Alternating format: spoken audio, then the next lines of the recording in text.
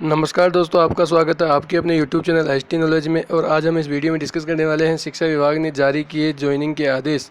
उदयपुर के आदेश हुए जारी।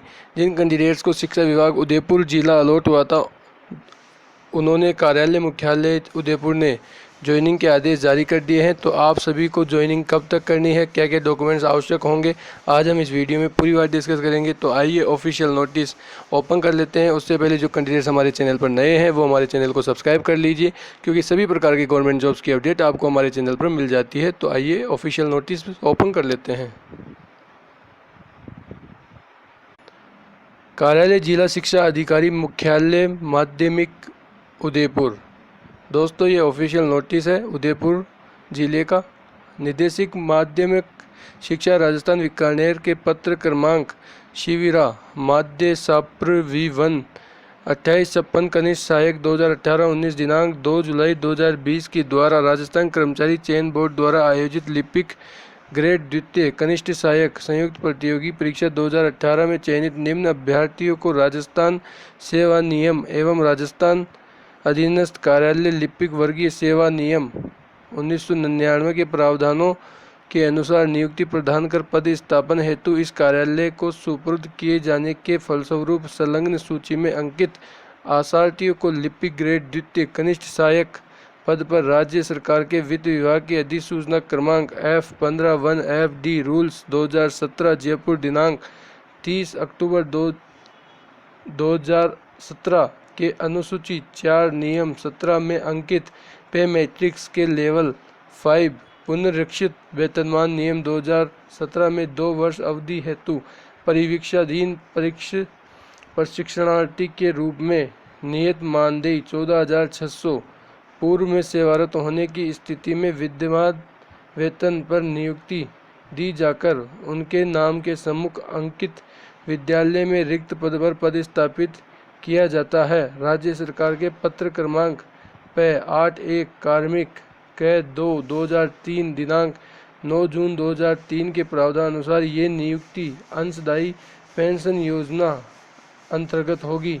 यह नियुक्ति माननीय न्यायालय में दायर विभिन्न याचिका के अंतिम निर्णय के अध्ययन रहेगी। अर्थात आप सभी को 2 साल के लिए फिक्स वेतन फिक्स रेम्यूनरेशन पर रखा जाएगा, जो कि है 14,600 और आपका वेतनमान है वह है L5। और जो कैंडिडेट्स पहले से प्रोबेशन पीरियड पूरा कर चुके हैं उन कैंडिडेट्स को उनके नियत वेतन जो कि प्रोबेशन पीरियड के बाद मिलता है उस पर रखा जाएगा।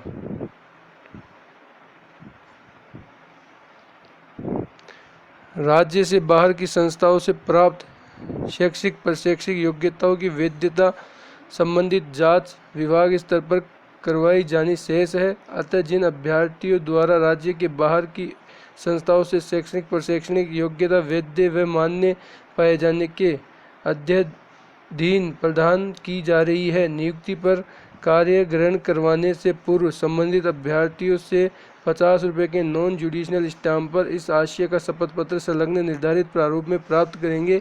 यदि इनके द्वारा राज्य के बाहर से अर्जित शैक्षणिक प्रशैक्षणिक योग्यता वैध व मान्य नहीं पाई गई तो उन्हें प्रदत्त यह नियुक्ति निरस्त करने एवं उनके विरुद्ध कार्य करने संबंधी अधिकार विभाग के पास सुरक्षित रहेंगे। ऐसी स्थिति में यह नियुक्ति निरस्त की जा सकेगी। अर्थात जो कैंडिडेट्स जिन्होंने दूसरे राज्य से अपनी जो एजुकेशनल क्वालिफिकेशन की है उनको 50 रुपये के नॉन जुडिशनल स्टाम्प पर एक एफिडेविट बनवाना होगा जिसमें इसके बारे में लिखा हुआ होना चाहिए। और अगर आप ऐसा नहीं करते हैं तो आपकी नियुक्ति निरस्त करने का अधिकार विभाग के पास होगा। नियुक्ति पर कार्य ग्रहण करने से पूर्व नियमानुसार संबंधित अभ्यर्थी का संबंधित जिला पुलिस अधीक्षक के द्वारा प्रदत्त चरित्र प्रमाण एवं सक्षम चिकित्सा अधिकारी द्वारा प्रदत्त स्वस्थता प्रमाण पत्र प्राप्त किया जाना सुनिश्चित किया जावे। इनके अभाव में किसी भी परिस्थिति में नियुक्ति पर कार्य ग्रहण नहीं करवाया जाएगा। पूर्व से राजकीय सेवा में सेवारत कार्मिकों हेतु यह आवश्यक नहीं होगा। अर्थात जैसा कि मैंने आपको पिछली वीडियो में बताया था कि आपको एक चिकित्सा अधिकारी द्वारा प्रमाण पत्र चाहिए, स्वास्थ्य प्रमाण पत्र और एक पुलिस वेरिफिकेशन का सर्टिफिकेट चाहिए। अगर आप ये उपलब्ध नहीं करवाते हैं तो आपको कार्य ग्रहण नहीं करवाया जाएगा। और जो कैंडिडेट्स पहले से राजकीय सेवा में हैं उनके लिए इनकी कोई ज़रूरत नहीं है, कोई आवश्यकता नहीं है।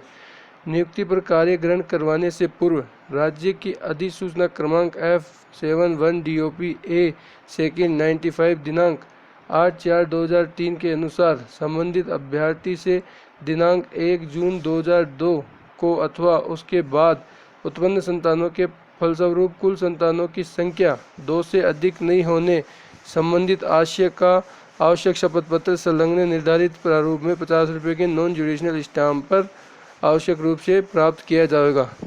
अर्थात 2002 के बाद किसी भी कैंडिडेट्स के 2 से ज़्यादा संतान ना होने का एक 50 रुपये का नॉन जुडिशनल स्टाम्प पर आपको एक एफिडेविट बनवाकर देना होगा। आवेदन पत्र के साथ संलग्न दस्तावेजों का मिलान कार्य ग्रहण मूल दस्तावेजों से कराने से पूर्व संस्था प्रधान अपने स्तर पर करेंगे। मिलान में यदि कोई भिन्न स्थिति पाई जाती है तो उसके संबंध में पूर्ण टिप्पणी सहित प्रकरण पुनः इस कार्यालय में भिजवा जाएगा।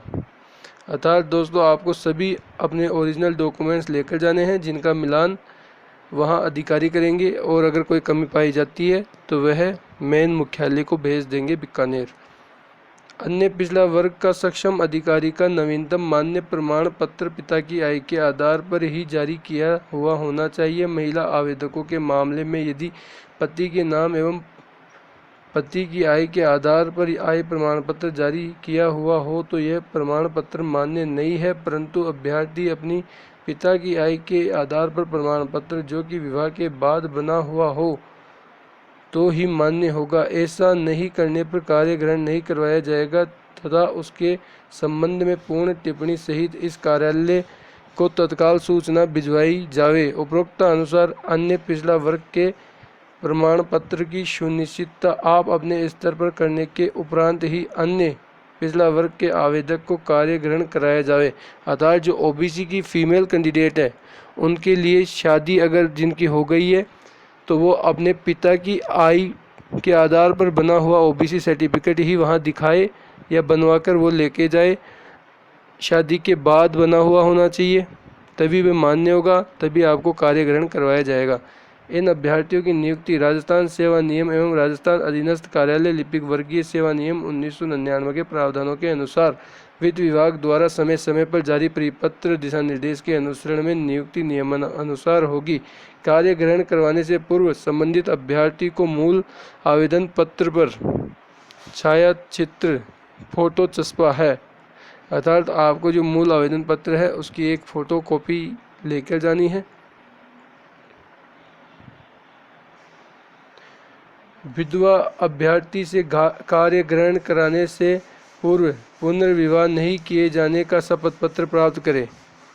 जो विधवा कैंडिडेट है महिलाएं, उनसे एक शपथ पत्र जो मांगा गया वह है कि आप पुनः विवाह नहीं करोगे। परित्यक्ता महिला के समक्ष अधिकारी न्यायालय द्वारा विवाह विच्छेदन की डिक्री की प्रति एकल महिला के 50 रुपये के स्टाम्प पर अविवाहित होने का शपथ पत्र होना चाहिए। जो परित्यक्ता है उनके लिए जो अधिकारी न्यायालय द्वारा जो विवाह विच्छेदन डिक्री है उसकी एक फ़ोटोकॉपी चाहिए और एकल महिला के लिए 50 रुपये के स्टाम्प पर अविवाहित होने का शपथ पत्र चाहिए। कार्य ग्रहण कराने से पूर्व अभ्यर्थी से उसकी पात्रता, आयु एवं आरक्षण संबंधित सभी दस्तावेजों की जांच आवश्यक रूप से कर लेवे, जो कि मैंने आपको पहले ही बता दिया है कि आपको सभी ओरिजिनल डॉक्यूमेंट्स लेकर जाने हैं। कार्य ग्रहण करवाने से पूर्व अभ्यर्थी से ये शपथ पत्र लेवे कि उसके द्वारा प्रस्तुत सूचना एवं दस्तावेज सही है, इनके त्रुटिपूर्ण, इनके जाली अथवा कुटर रचित पाए जाने पर इनकी नियुक्ति निरस्त की जा सकेगी एवं उनके विरुद्ध नियमानुसार विधिक कार्यवाही करने हेतु विभाग स्वतंत्र होगा। अर्थात आपको एक एफिडेविट बनवा कर देना है कि आपके द्वारा दी हुई जानकारी और आपके द्वारा जो भी डॉक्यूमेंट्स दिए गए हैं वह सभी सत्य हैं। अगर वह असत्य पाए जाते हैं तो आपकी नियुक्ति निरस्त कर दी जाए। संबंधित संस्था प्रधान आसार्थी को कार्य ग्रहण कराने से पूर्व इस बात का ध्यान रखें कि टीएसपी क्षेत्र हेतु चयनित अभ्यर्थी को टीएसपी क्षेत्र के विद्यालय में ही कार्य ग्रहण करावे। टीएसपी क्षेत्र में चयनित अभ्यर्थियों को कार्य ग्रहण कराए जाने से पूर्व टीएसपी क्षेत्र का विशेष मूल निवास प्रमाण पत्र प्राप्त करें। जो टीएसपी एरिया के कैंडिडेट्स हैं उनको अपना मूल निवास प्रमाण पत्र देना होगा, जिससे उनको TSP एरिया में ही पोस्टिंग मिल सके।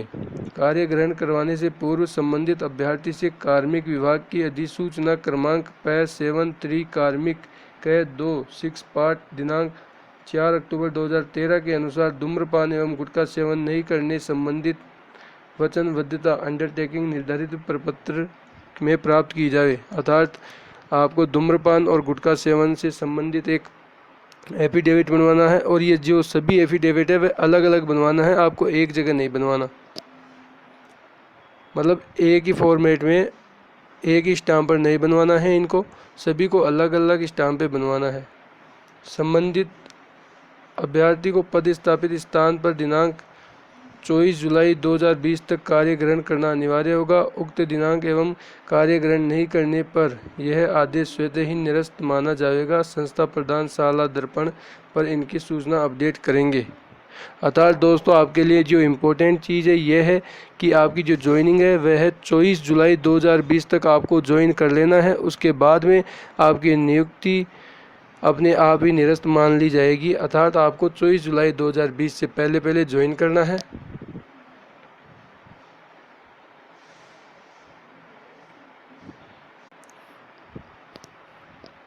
दोस्तों, मैं आपको सभी कैंडिडेट्स की लिस्ट दिखा देता हूं, जिसमें आपकी फ़ोटो दी गई है, आपकी मेरिट क्रमांक दिए गए हैं और आपकी जो कैटेगरी है वह दी गई है। आपके पिता या जो कैंडिडेट्स लड़की है उनके पति का नाम और पूरा पता दिया गया है, जन्म दिनांक दी गई है, और आपके चयन का जो कैटेगरी है जिसमें आपका जिस कैटेगरी में चयन हुआ है वो दी गई है, और आपको कहाँ पोस्टिंग मिली है वो दिया गया है। तो आपको मैं ये पूरी लिस्ट एक बार दिखा देता हूँ। आप वीडियो पॉज करके अपना मेरिट क्रमांक और अपनी पोस्टिंग की स्थान को देख सकते हैं। तो ये देखिए, आप आराम से देख लीजिएगा। मैं पूरी जो PDF आपको दिखा देता हूँ।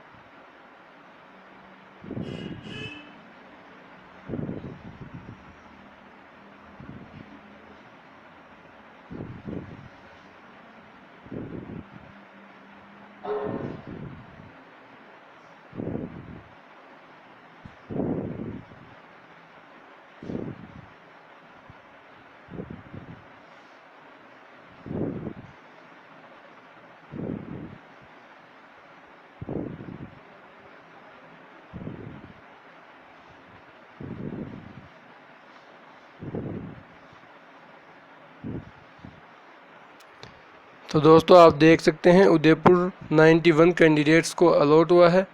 तो अगर आपको हमारे द्वारा दी हुई जानकारी पसंद आई है तो चैनल को लाइक कीजिए, कमेंट कीजिए, शेयर कीजिए, सब्सक्राइब कीजिए, और इसी प्रकार की वीडियो देखने के लिए बेल आइकन को प्रेस कर लीजिए, जिससे सभी प्रकार की नोटिफिकेशन आपको सबसे पहले मिल सके। Thanks for watching.